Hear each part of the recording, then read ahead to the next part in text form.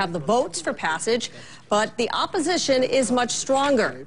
When Republicans take control of the House next month, it will set the stage for what promises to be an epic battle between the Federal Reserve and Congressman Ron Paul. Well, he is here to talk about it in a moment, but first I want to go to CNN's Mary Snow, who has more on why Paul says that the nation's central bank needs to be eliminated. Mary, tell us all about this. He's made some comments before, and a lot of people raised their eyebrows.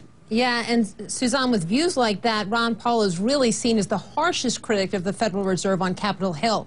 Now with a new role, he's in a position to help oversee the Fed, which he opposes, and that's created some unease. There is no authority in the Constitution authorizing a central bank, which means there should be no Federal Reserve System. That was back in 2008 when Ron Paul was running for president. The libertarian Texas congressman has long been a critic of the Federal Reserve. For years, he was a lone voice. But come January, he'll head the House subcommittee that oversees the Federal Reserve. And that worries former Fed Vice Chairman Alan Blinder. Well, it's a little scary.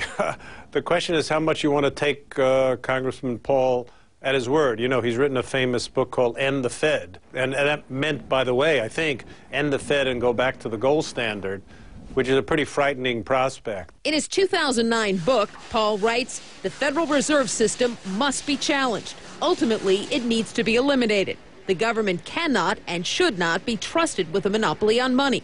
Paul says his criticism of the Fed gained credibility after the financial crisis. And skepticism has spread after the Federal Reserve's recent move to purchase $600 billion of Treasury bonds in an attempt to boost the economy.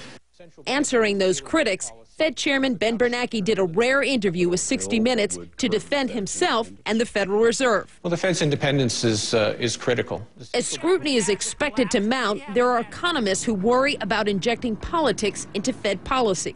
There is zero confidence that politicians will do these jobs well. So if you start putting into people's heads that politicians will start making these decisions or pressuring the Fed into making decisions that they prefer and the Fed didn't prefer, you're looking at a very dangerous brew. The question is, how much support will Ron Paul have, and will other Republicans be on the same page when it comes to the Federal Reserve? Some economists say it's unlikely, but they say he will turn up the pressure and it can't be ignored. Suzanne? Congressman Ron Paul, thank you so much for joining us here in the Situation Room. First of all, congratulations on your new position as the new chair of the subcommittee that oversees the Fed.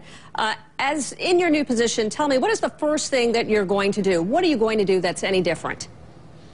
Well, we're going to probably have a lot more hearings. This committee's been considered a very, very minor committee. It's been totally ignored forever. And yet monetary policy to me is very important. So there's going to be a lot of hearings. We're going to be looking at monetary policy. We're going to be looking at what has happened in the bailouts, what is done in the future, talking about QE3 and QE2 and the whole works.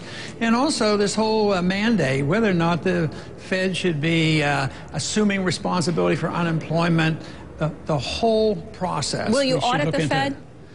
Of course, we will continue to do that. It goes without saying. I've introduced that bill for many, many years, and we're making great progress.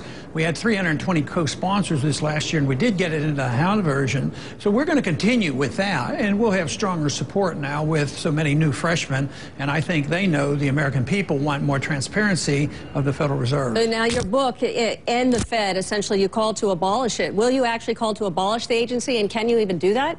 Well, if you ask me whether we should have a Fed, no, we shouldn't have a Fed. I don't think that I'm going to be accomplish that, and that won't be high on the agenda because that's not likely to happen. Matter of fact, even in my book, In the Fed, calls for a transition period that all I want to do is legalize competition. I don't want it to be the cartel of the world and the dictator of interest rates and the economic planner. But the Constitution still says that only gold and silver should be legal tender, and I think we should be allowed to use gold and silver. Today, if you use it as money, you can go to jail for this. We are forced to use depreciating currencies. Matter of fact, it's the precise policy of the Federal Reserve to undervalue or destroy the value of our dollars. Mr. Congressman, let me interrupt here, because Megan McArdle, she's a prominent libertarian blogger, economics editor of The Atlantic, and she says in Slate here, she says that Republicans stashed him, that would be you, in this job because they don't want in making any more important decisions. He cares passionately about monetary policy, which most Republicans don't care about. But when you look at his speeches, he doesn't understand anything about monetary policy. He might actually understand it less than the average member of Congress. My personal opinion is that he wastes all of his time on the House Financial Services Committee ranting crazily. Do you think Republican leadership essentially is trying to marginalize you in this role? No, I don't think so. They wouldn't have made me chairman. And I think somebody that spouts off like that, they should look at the evidence rather than just sort of name-calling. I don't think that kind of accusation makes any sense whatsoever. She's saying she doesn't believe you can get very much done. What do you think you can accomplish? Well, you know, in the way of, we just talked about, am I going to accomplish of ending the Fed? No, that's not going to happen. The Fed's going to end itself. It's going to destroy our money. When the bond bubble bursts, which I think is starting to leak already, and the dollar, crisis comes, the Fed is losing credibility by the day. Just think, in the last 2 or 3 years, how much credibility it's lost. It's going to lose a lot more. So one individual doesn't bring about these things. I contribute to the understanding of the Fed and the understanding of monetary policy, and I'll be in a better position now to get a lot of other people to further understand this. And this is what's happened the last 2 or 3 years. So you would like to use this role in kind of an educational way to make your case about what you believe the Fed should and should not be doing? Well, I think I understand rather well how ideas have consequences rather than saying political power. I don't work on the assumption that political power is a solution. If that would have been the case, I have a lot of seniority. If I'd have played the ball game here, played the game, I could have been a chairman of a committee and had political power.